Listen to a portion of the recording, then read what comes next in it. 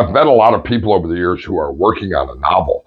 And when I ask them how long they've been working on the novel, they often are excited. They tell me, I've been working on it for 6 months or 9 months or 2 years. And when I ask them how much they've written, they've almost always told me, well, they're just beginning the first chapter, or they haven't actually written anything yet. What are they doing in those 6 months or the 1 year or the 2 years before they actually write the novel? Many of them are fleshing out complex character sketches. They're in their own mind going through all the different scenes, or they're taking a whole bunch of courses on structuring a novel, like a 3-act structure or the Save the Cat approach, and they're learning about how to do it. What they're not doing is they're actually not writing a book. They're so involved in the process of making sure they get it right that they actually never write anything. So one of the big themes in this course is getting it done is getting it perfect. And if you don't write anything, well, you're not actually writing a book. People out there are trying to learn software systems like the Snowball software system or whatever else to help them write the novel. Just open up a Word document and start writing the novel. It doesn't matter if it's good or bad, if there's spelling, if there's grammar mistakes. It doesn't make a bit of difference at all. You want to get words on a page. And once words are on a page and you get enough words on enough pages, you will have a book. And we can always fix the book in the editing process, the revision process at any point. The most important thing in writing a novel is to actually write the damn novel. And so here's how you do it. Here's how you get started. You can actually start today. In fact, your homework assignment when this video is over is to go write the first chapter. So here are some things that I do think are essential before you write the novel. Number one, think about the way you want the reader to feel when the novel is over. Is it a feel-good love story? Is it a tragic dramedy? Is it a comedic fiction? Whatever it is, you want the reader to feel a certain way when the novel is done. Think about that. And now write your last paragraph first. How do you, in your own mind, envision the story ending? What are you going to leave the reader with? And write your last paragraph first. Do that today. Now, you may end up revising this or changing the ending at some point later on, but now you have a clear idea of what it is you're aiming for. You're really only writing one paragraph here. Now, there is something that I do think is important in sketching out characters. And a lot of people get really lost. They try to come up before they write the book with every person who's going to be in the book and write a complex psychological profile of each one of those. I think that's completely unnecessary. 2 pieces of paper, max. I think you can do this on a half a page, top and bottom. But you need the protagonist and the antagonist, sort of a character profile. You need to know what their name is, how old they are, where they're from. You need to know what it is they do, a little bit about their demographics, and you need to list some pros and some cons of their personality, some strengths and some deficits. You don't need a complex character sketch at this point, but you do need to know your characters. So on the first piece of paper, you've written the last paragraph first. On the second piece of paper, or maybe 2 pieces of paper max, you've written the pros and cons and the demographics. So this way, the character's alive in your own mind when you're writing. And you don't need to do this for every character in the book. They will emerge, their personalities and their characteristics as you write. But I do think it's helpful to know some strengths and weaknesses of your characters and really who they are, at least for the main characters at the very beginning. And again, if you're spending more than a couple of hours on this, you're doing far too much. You are procrastinating. And so take out that piece of paper. It doesn't have to be perfect. You can change your mind later on some of these things. That's okay. But have that image in your mind of who the protagonist is and who the antagonist is. Now, the next thing you're going to want to do is you are going to want to learn the beat sheet structure of the Save the Cat approach to writing a novel. You probably do want to buy Jessica Brody's book titled Save the Cat Writes a Novel. This is based on a book by Blake Sheldon, who wrote a book on how to write screenplays. She adapted it for novel writing. For a first-time novel writer, it provides a great structure for actually writing your book. There are 15 beats in the 3 acts of the Save the Cat approach. Each one of these beats, plot points that you're going to be hitting along the way, comprises 2 or 3, maybe 4 scenes at the most, and most novels are typically about 40 chapters long. So you could envision it this way. You got 15 beats that you're going to hit in telling your story. This is going to keep your story moving. It's going to keep it interesting. And you're going to have 2 or 3 scenes. Each chapter is a different scene. So in my book, Gum, that I co-wrote with Dan Perez, we had 3 scenes in the opening beat. Now, the opening beat is actually called the opening image. We'll talk about that here in a moment. But I want you to learn the basics of the Save the Cat structure. I do not want you to take a whole class before you write your book. I don't want you to read Jessica Brody's whole book before you read your book. I don't want you to watch the hours and hours and hours of YouTube video that Jessica Brody and many others have made about this before you write your book. I just want you to understand there are 15 beats. You're going to hit each one. Understand the basics of what each one of these beats are, and you can learn as you go. I've taught a lot of college courses, and there's a joke in academia, and that is the professor only needs to be 1 chapter ahead of the student. That's absolutely true. You get assigned a new class, you've never taught it before, you get the textbook, the professor, got to stay 1 chapter ahead of the student. So as you're going through and writing your book, you can also be learning about the next beat that you're going to be hitting. That is perfectly okay. Because again, the goal here is to write a book, not get it perfect. Because not writing a book is not writing a book. But getting a book done, even if it's imperfect, is writing your first book. And that's what you want to be able to do. So you're going to learn some of the basics for the Save the Cat. I've provided a blog here on my website that will actually get you started with learning about this. There's some other resources out there. I encourage you to get Jessica Brody's book. But the reality is, you only need to learn the next beat ahead as you're writing it. And each one of these is going to have, again, 2 or 3 scenes in it. The opening beat is called the opening image. So you're going to identify the 2 or 3 scenes that are in your opening image. And what do we mean by opening image? In simple terms, something is going to happen in your novel. There's going to be something big that happens.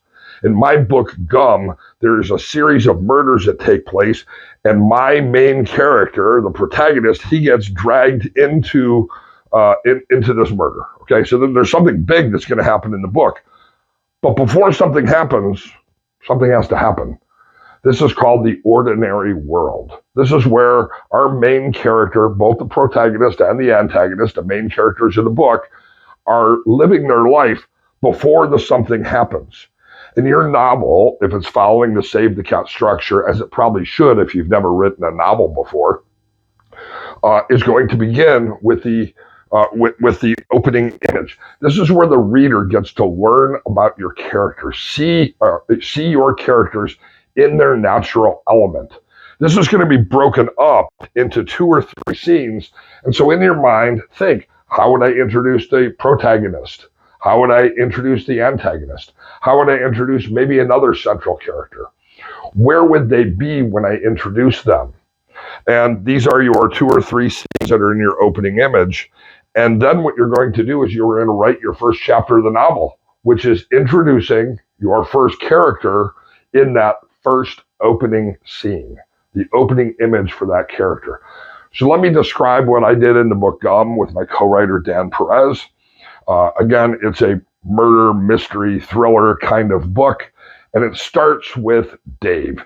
Dave is a former disgraced cop who's now trying to earn some money as an entertainer, being a stage hypnotist. His wife, Tina, has dumped him because, well, he was kind of a loser and he was a bad cop, and he's just sort of flailing around in life. And so the opening scene is him at a bar in rural Kansas.